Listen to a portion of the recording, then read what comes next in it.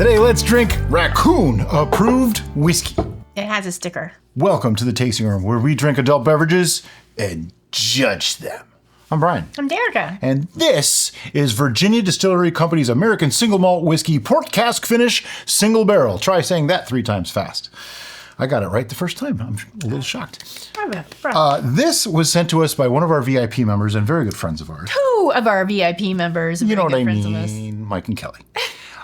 This is barrel number 10283, hand-selected by Rocky the Raccoon with sunglasses on, aged 7 years, and it is cask strength. It is a single malt, first aged in ex-bourbon and finished in port wine cask. 60.2% alcohol by volume. I totally want to do the Tim the Toolman Taylor.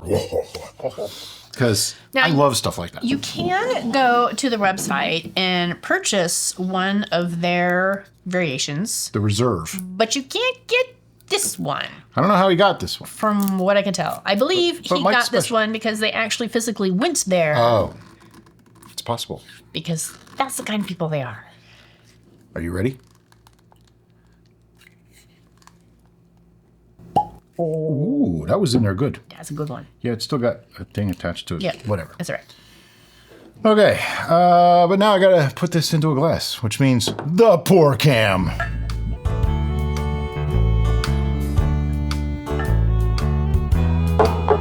So we had glass. some stuff going on with filming our pour cam, getting a person at the front door. So I've had to sit here And smell this. and smell this. Can we first talk about what it looks like?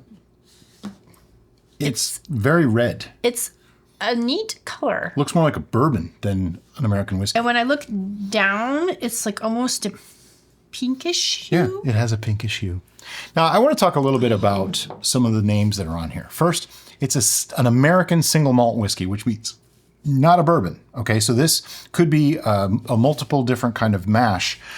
No, it's not a bourbon. So that means it doesn't have to be 51% corn. Our mash bill is always 100% malted barley, and we use fresh spring water from the local mountains. This is made, yeah. Our whiskeys in hand-hammered copper pot stills imported from Scotland, aging them a minimum of 4 years in first fill ex-bourbon barrels, and finish them in a variety of esteemed barrels sourced from all over the world. So this is made in the tradition of Scotch. Now, not all Scotch has to be smoky and this and that. This is more like a Speyside Scotch or something like that. That's going to be a little easier to drink, less rubber, less that kind of thing. But it's not made in Scotland, so it can't be called Scotch. Right, exactly. That's why they're calling it an American single malt. Now, a single malt simply means it's a single distillery and one malt, which they said it's malt barley, and it's all from Virginia Distillery Company. That's all it means. But it could be multiple years of their own product mixed together in this bottle.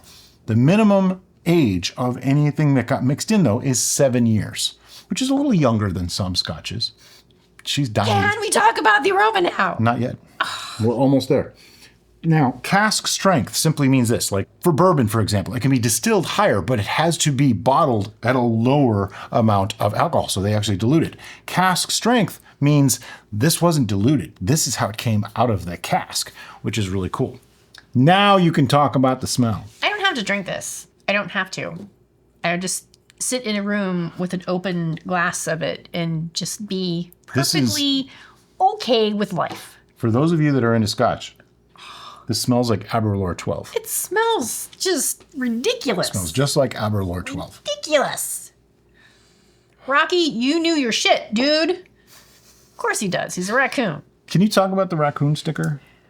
Where was it? That was on the bottle. There is a story about this raccoon, and I couldn't find the story, and it made me very angry. I believe the story is, and I'm just going Raccoon broke into a liquor store. The raccoon broke in, he found it, and he's like, yep, this is mine. And I think if he put his little nose in there, he'd be going, yep, I don't know what that is, but I want some. I'm getting a fruity note, like a deep plum. There's definitely some barrel char there. Candy. A little bit of candy. Cotton candy. I do get cotton. You know, it almost has... You know what it has? The Irish whiskey biscuit. It's got the biscuit. It's got the biscuit. And I was going to say, based on the smell alone, I would say that it was done in a copper pot still, which it was. Which it was. Great googly moogly. Now we gotta go visit Kelly and Mike again so we can just go hang out at the distillery. This actually smells really, really good. So many different things coming through. Oh, the aroma. Are you ready to taste? If I have to.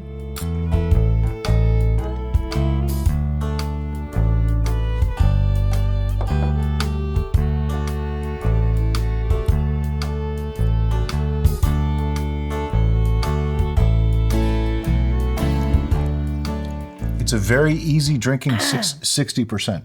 Woo! Apparently not for some people. Now, traditionally, I don't like port cask finish. I've been holding that until I tasted it. This is not doing the normal... Nope, it's not Angel's Envy at all. Okay, so... Sorry for those of you that like Angel's Envy. I can't stand it. Many times, Ryan and I are on different pages. When it comes to most port cask beverages, we are on the same page. Yeah. This doesn't have as much of the port finish as some do. That page is that port cask just ruins everything.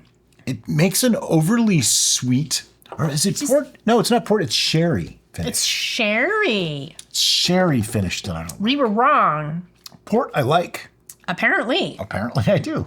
It's sherry finish. Yeah, sherry finish. Sherry. So I'm going to leave all that in the video just because I think it's funny. But it's actually sherry finish. And now you can go, you guys are stupid. Oh, wait, no. Yeah. You knew what you were talking about. You just forgot that you knew. At least I think it's sherry. Might be port. I'm not really sure at this point, but I like this. This is good. And before anybody goes, oh, sounds like you guys have been drinking too much before this. We're not drunk. We're just silly, okay? This is just how we are. It's called having fun. If you're not having fun at what you're doing, you should be doing something else. We are channeling our inner raccoon. I don't have sunglasses on. This is Mm. warming and rich. I think the alcohol is not as strong as it could be. It's not as strong as it could be, but it's strong enough that it kind of grabs you and shakes you around. At least it does for me. I am enjoying the aroma infinitely more than I'm enjoying the flavor. And part of that could be my vigorous flossing I did with my teeth earlier when I brushed my teeth. Oh, it's burning you? So I got some burnage. It'll clean your mouth out. That's for sure. I am now disinfected. 60% alcohol, kill anything. The flavors that I'm getting are different than the smell. The smell is kind of fruity and sweet and floral even. The taste, I'm getting charred oak. I'm getting even coffee. I get a coffee flavor in there. And then it's... the very first note I got on that second, now that I've acclimated slightly, is similar to the aroma. But then it goes more into the aggressive, what you're describing, the char. It comes in with a wood, little sweetness, yeah. It's got the sweetness up front, and then it just gets more complex and more aggressive. This is lovely complexity. Yes. Is what I. Yes. This is my favorite kind of whiskey. This to is do. not boring whatsoever. Nope. If you drink this and you think it's boring, I have to question your life choices. I would put this though on a level with most of the good single malt scotches I've had. Yeah. This is really nice. They did a fantastic job with this. Good job, guys. That's a little.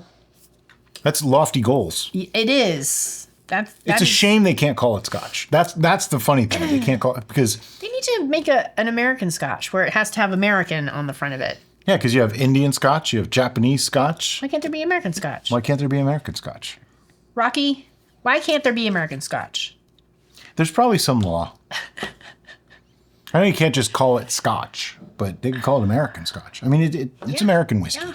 All right, so their tasting notes on this is rich notes of red fruit, dark cocoa, and spice. Wow, pretty much similar to what I described.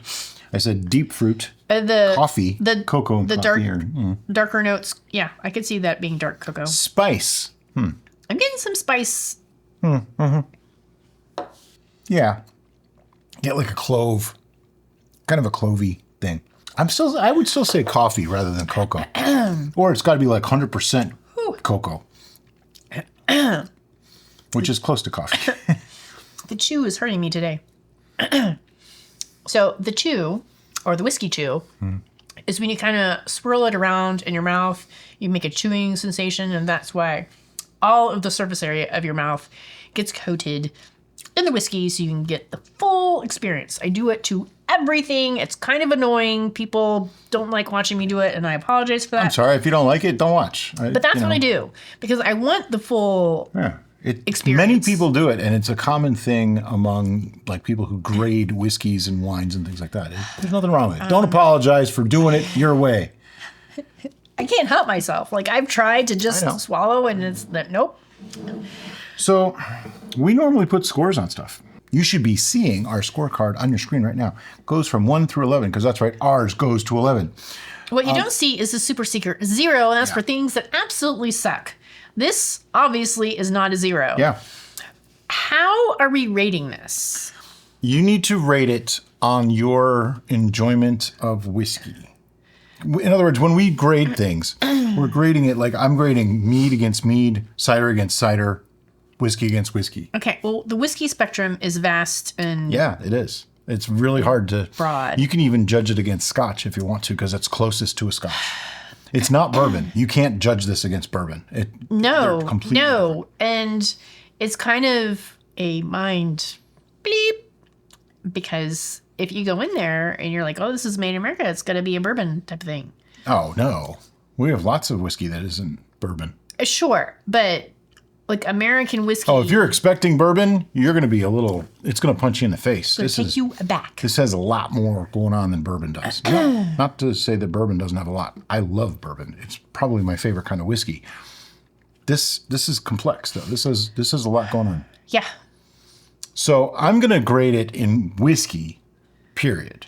But I'm leaning towards thinking of it more like a Scotch. Like I said, Aberlour 12. If you've ever had Aberlour 12, this is so close to the same thing.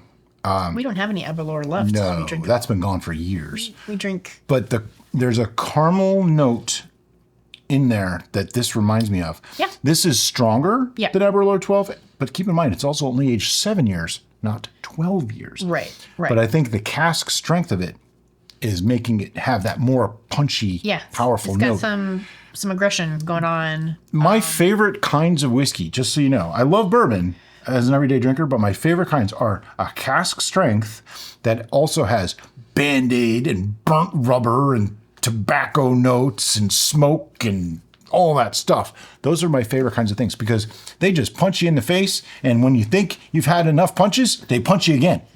We have these glasses for a reason. Yeah, they're Ardbeg glasses. We still have to do my Ardbeg 10 review. This is hard for me because this is not a smoky, powerful Scotch that way, but it has a lot of power behind it. Yeah. It's very powerful flavors already. I did not expect this. I didn't know what to expect, but it wasn't this. I had port finish in my head going, oh, I'm not going to like this. I think it is port. I'm going to look it up. Angel's Envy finishes in port casks. Okay. So it is port that we don't generally like. So skip all that bull crap earlier. It doesn't really matter. I don't think we like sherry either, though. Yeah, I didn't think, no, sure. Port and sherry. I like my whiskey to be whiskey flavored. Yeah. Kind of like my coffee. I want it to be coffee flavored. But this time the port cask didn't get in the way. It did not. That's an important fact. A lot of times when they do a port finish, it's like all port finish now or all sherry finish. Yeah. And they lose all the essence of making it a whiskey. No, this is still a whiskey. Definitely. This is standing strong and proud. I need a little more to make my score. Whoa. Derek generally doesn't do whiskey anymore. I don't. This is going to hurt sometime, either later today or tomorrow. I still drink whiskey a couple times Just a give week. me a little smidgy schmidgy. A Lilu? Little schmidgy schmidgy. I'm making my own language up now. Apparently, because I don't even understand it. That's normal for me. I think I would like this on ice, on the rocks. I would definitely like this. This would also, I think, make an excellent Godfather. That is 1 part amaretto to 2 parts whiskey. What about the revolver? Or a revolver with Kahlua instead of amaretto. See, I think the Kahlua would bump up that... The Kahlua would bump up the cocoa coffee flavor. Yeah. But amaretto has something like that too. I mean, they're both good. You know what? Do amaretto and Kahlua. What? That's I have craziness. yet to try that. I may have to. But anyway. That Aroma man, I don't even have to stick my nose in there. That's just, it's so good. What?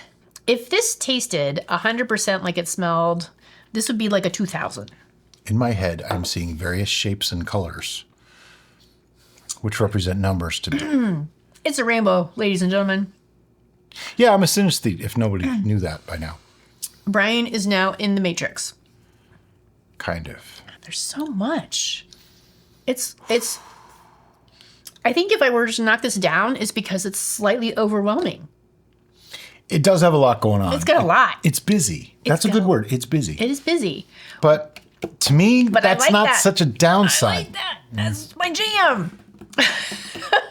All right. I have a number. Do you have a number? You're I'm squeaking. broken. She's squeaking. I've gone to squeak. All right, sure. 1, 2, 3, 9. 9.5. Yeah, this is on the excellent scale. To me, I found it a little too busy. It's almost like they tried to do everything all at once, and they succeeded at almost everything. I know. It's Which like makes it nuts. so close to an amazing, incredible thing. There's so much going on in the aroma, and then there's so much other things going on in the flavor. But the one thing I'm missing, okay, and this I noticed it from the smell, I noticed it in the taste right away. One of my favorite things about aging in American oak barrels, charred American oak, is vanilla. Vanilla, yeah. There's no vanillins in this. I don't detect vanilla at all. If you smell your empty glass, you can get some vanilla. It's overpowered by all the other stuff. Yep. Vanillin and even like a cinnamon I get from the aged American oak, and I'm not Yeah, there's no cinnamon. getting that in this. You said spice. Spice, I got spice. I didn't get cinnamon. Clove, but I don't get the cinnamon. Yeah. And maybe I'm just biased to American bourbon, which that's the only kind of bourbon there is. So maybe I'm just biased to bourbon. But they usually have that kind of a cinnamon and a little bit of a vanilla. And I kind of expected that because it is primarily aged in American oak. Port, I expected the fruitiness, the roundness of the wine, and that all came through. That was beautiful. But now I'm starting to think that maybe the port took over the American oak. Regardless, if you can get your hands on Rocky's Select, which I don't think there's much of, do it. Yeah, Just for the experience this is excellent. alone. This is kind of like we're struggling to find the right words here. There's And don't take my 9 as a problem. Don't take your 9. my goodness. Because honestly, this is actually pretty spectacular. I was struggling about having a number relating to my experience. I was thinking 11. I was thinking 10. I was my lowest was 9. because I was just like this. I could have gone 10. This surpassed any expectation I could even put on it, and the aroma and the flavor alone. Yeah, and I can honestly see just putting a little bit of this in a glass, sitting on the back porch, listening to the birds, looking at the squirrels out in the backyard, and enjoying it. And this is like just bliss. Yeah. Perfect. So, Mike and Kelly, thank you Thank you. so much. This is awesome. Fantastic. I will have this for a long time because I'm not going to drink a lot of it at any one time. And I think that's maybe why I can't go higher than a 9. Okay. I can't imagine drinking a lot of it at once. Same thing with like a Kalila or even Ardbeg. Sure. You don't drink a lot of it. No. You experience it in small doses. And you do that's a lot of smelling. Whereas like my Wild Turkey 101, I could fill a glass and then fill another glass. And there's no experience change there. It's just a nice bourbon to drink. This is a whole completely different animal. Yep. It's a raccoon. Yeah, it's a raccoon. As always, guys, thanks so much for watching and have a great day. Bye-bye.